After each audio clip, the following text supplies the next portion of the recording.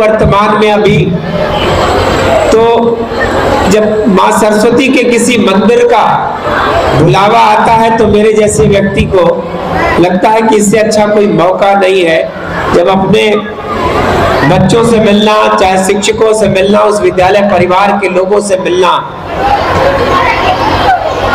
ये विद्यालय इस क्षेत्र के बच्चों के लिए, मैं इसके पहले भी आ चुका हूँ 2 या 3 बार शायद। इस क्षेत्र में इस विद्यालय की एक अलग पहचान है। निश्चित ही क्षेत्र के बच्चों ने देश में गाजीपुर की इस धरती के बहुत सारे ऐसे योग्य लोग पैदा हुए इस धरती पर, चाहे सेना हो, चाहे शिक्षा का क्षेत्र हो, पहलवानी का क्षेत्र हो।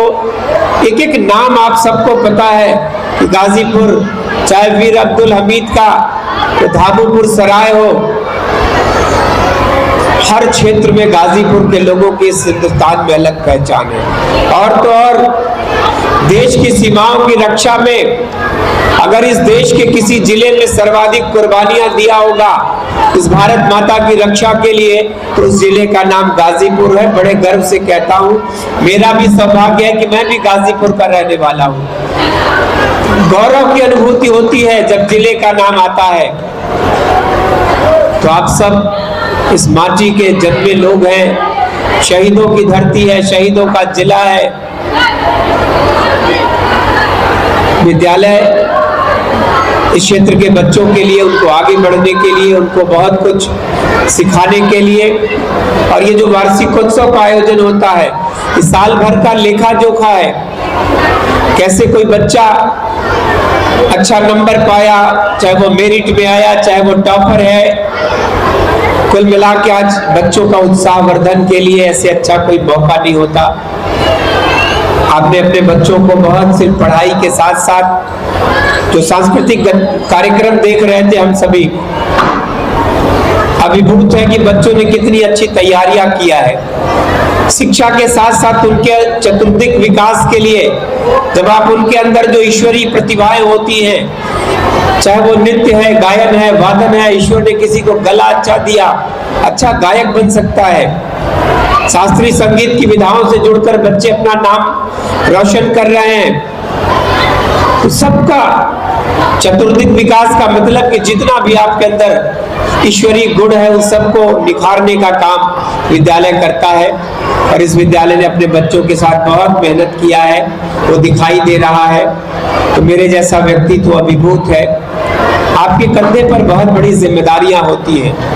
भारत नौजवानों का देश कहा जा रहा है और आप यकीन नहीं करेंगे कि इन नौजवानों के बूते ही भारत दुनिया की सबसे बड़ी आर्थिक महाशक्ति बनने जा रहा है। हम वर्तमान में 5वें नंबर पर पहुंच गए हैं। भारत को गौरव की अनुभूति हो रही है। भारत को लग रहा है कि स्वर्णिम दौर है भारत के लिए, कि लगातार 700 वर्षों की गुलामी सहने वाला देश आज कैसे तरक्की के राह पर चल निकला है।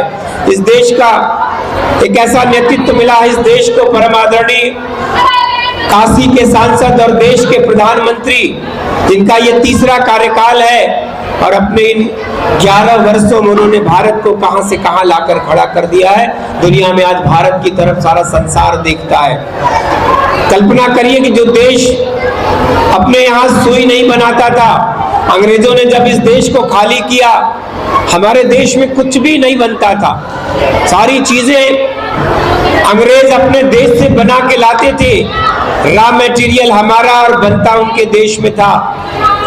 लेकिन आज भारत को गर्व की अनुभूति हो रही है कि भारत फाइटर प्लेन बनाता है, तेजस जैसा फाइटर प्लेन। आज रक्षा का उत्पादन इतना बढ़ा है, हम दुनिया के निर्यातक देशों में शामिल हैं, वरना सारी चीजों को हम संसार के दूसरे लोगों से मांगते थे। बदला हुआ भारत है। हमारी मंजिल 5वां नंबर नहीं है, हमारी मंजिल है अगले 4थे पायदान पर जाना, जब हम जापान को पीछे करेंगे। 3रे नंबर पर जर्मनी को पीछे छोड़ेंगे, 2रे नंबर पर चाइना है, और 2046 तक मोदी जी ने लक्ष्य रखा है कि भारत दुनिया की सबसे बड़ी आर्थिक महाशक्ति बनेगा जब हम अमेरिका को पीछे छोड़ेंगे। कैसे छोड़ेंगे, किनके बूते छोड़ेंगे? इन नौनिहालों के बूते, नौजवानों के बूते। भारत को कहा जाता है कि नौजवानों का देश है। निश्चित ही संसार की सर्वाधिक अगर युवा शक्ति किसी देश में है तो उस देश का नाम भारत है, और वो इन्हीं गांवों से निकले हुए। आपको आश्चर्य होगा कि अभी एक सर्वे आया कि भारत के नौजवानों ने दुनिया के दूसरे देशों से सर्वाधिक पैसे कमाकर अपने देश को लौटाया है, देश को दिया है। हम भारत में भारत संसार का प्रथम नंबर का देश है। कौन बच्चे? वही जो आपके इन घरों में पैदा हुए, इन स्कूलों में पढ़ के तब दुनिया के दूसरे देशों में, चाहे वो आईटी प्रोफेशनल के रूप में, चाहे डॉक्टर के रूप में, इंजीनियर के रूप में, दुनिया के दूसरे देशों में जब बड़ी बड़ी कंपनियों में काम करके, लेकिन वो अपनी माटी से उनका लगाव रहता है। उनको गाजीपुर नहीं भूलता, उनको बनारस नहीं भूलता, उनको अपने ये गांव, अपनी मिट्टी, अपने माता पिता, अपना स्कूल याद रखते हैं। फिर वो कमा के अपने देश को पैसा, हमने संसार का सबसे ज्यादा पैसा जो भारत इस वर्ष आया है वो विदेशों से कमा के हमारे नौजवानों ने भेजा है। हम संसार की जो सबसे बड़ी कंपनियां हैं, चाहे वो माइक्रोसॉफ्ट है, चाहे वो पेप्सिको हो, चाहे वो फेसबुक हो, चाहे वो गूगल हो, सर्च कर लीजिएगा। इन सारी कंपनियों के जो सीईओ हैं, जो सबसे बड़े अधिकारी माने जाते हैं, वो भारत के बेटे हैं। चाहे वो सत्य नाडेला हो, चाहे सुंदर पिचाई हो, चाहे वो फ्रांसिस्को रेड्डी हो, चाहे वो शांतनु नारायण हो, चाहे वो निकेश अरोड़ा हो। 10 बड़ी कंपनियों में 7 बड़ी कंपनियों के सीईओ भारत के बेटे बेटियां हैं, जो इन्हीं गांव में पैदा होते हैं।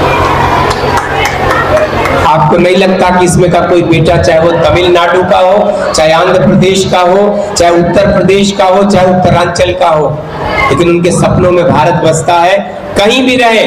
और ऐसी पहचान बनाया है पूरे यूरोप में, मेडिकल के क्षेत्र में संसार में सर्वाधिक डॉक्टर यूरोप में जो काम करते हैं वो भारत के पढ़े हुए बच्चे काम करते हैं। चाहे सिलिकॉन वैली अमेरिका की हो, उस सिलिकॉन वैली में भी सबसे ज्यादा सम्मान और सबसे बड़ी संख्या अगर किसी देश के नौजवानों की है तो उस देश का नाम भारत है।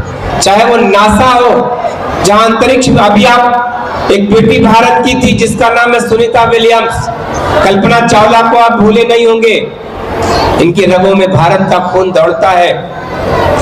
अभी आप अमेरिका के चुनाव में आपने देखा कि जो राष्ट्रपति पद का चुनाव लड़ रही थी कमला हैरिस, जो इसके पहले उपराष्ट्रपति थी, उनकी रगों में भी भारत का खून दौड़ता है। अभी जिस ब्रिटेन के हम 200 साल गुलाम थे, उसी ब्रिटेन का प्रधानमंत्री एक भारत का लाल था जिसका नाम था ऋषि सुनक।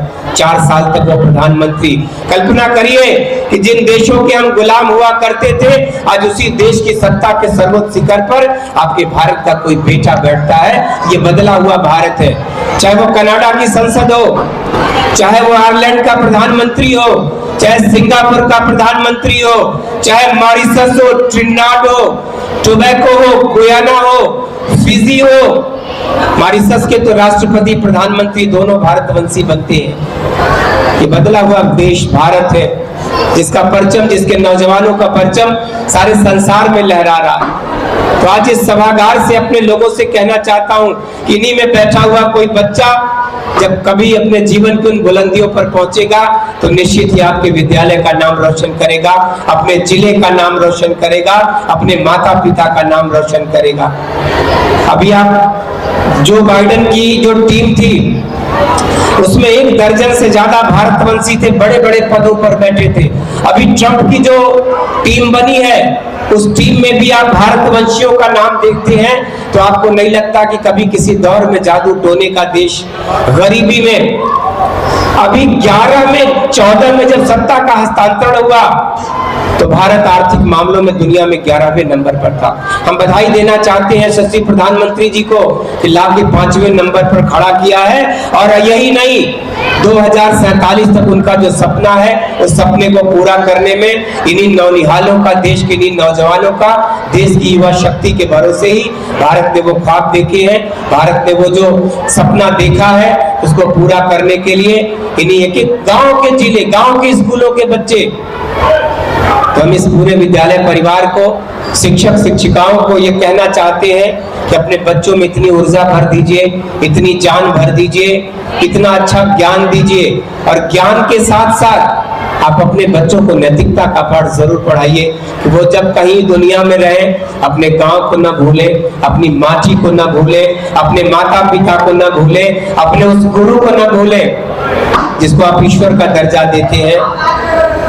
अभी भाई आलोक राज जी को आप सुनेंगे, जिन्होंने काशी हिंदू विश्वविद्यालय की सेवा करते हुए अपने आप को, आज आपको विश्वास नहीं होगा मेरी बात को सुन के कि उत्तर प्रदेश का कोई भी विश्वविद्यालय, नैक जो विश्वविद्यालय को, डिग्री कॉलेजों को मान्यता देती है, भारत सरकार की संस्था है, आपको गौरव की अनुभूति होगी कि नहीं, आलोक राज जी के नेतृत्व में A++ मिला है लखनऊ विश्वविद्यालय को। हम चाहते हैं कि एक बार जोरदार तालियां इनके लिए भी हो जाएं।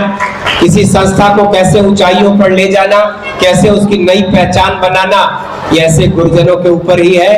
तो आप सबको, पूरे सभागार को, विद्यालय परिवार को बधाई और शुभकामना देते हुए, आज चूंकि मुझको जाना न होता, मैं पूरा कार्यक्रम देखता, इन बच्चों की बहुत अच्छी तैयारियां हैं। आज आप महाभारत को देख रहे हैं, अभी आपने मंचन देखा महाभारत के दौर का। महाभारत तो आज भी चल रही है, लेकिन वो भगवान राम और कृष्ण का जो चरित्र है, जिनको हम बार बार उस दौर की कहानियां सुनाते हैं, भगवान राम के जीवन को और भगवान कृष्ण के जीवन को आपको बार बार क्यों बताया जाता है? जिसको ईश्वर के रूप में जिन्होंने जन्म लिया, लेकिन एक मानव के जीवन के जितने कष्ट हैं उन्होंने सहे, लेकिन कभी अपने आदर्शों से। इसीलिए भगवान राम को आप मर्यादा पुरुषोत्तम कहते हैं कि जीवन भर अपने आदर्शों पर वो चलकर कितना कष्ट सहा। भगवान राम ने भी, भगवान कृष्ण तो जीवन भर भागते रहे, जेल में जन्म हुआ, कितना संघर्ष है, लेकिन वो ईश्वर थे, उन्होंने इतना कष्ट सहा। हम आप तो इंसान हैं, हमारा आपका जीवन भी ऐसे ही संघर्षों से, लेकिन जो संघर्षों का जीवन जीता है वही तप के, वही निखर के फिर अपने जीवन की बुलंदियों को हासिल करता है। बहुत बहुत आभार, धन्यवाद, जय हिंद, जय भारत।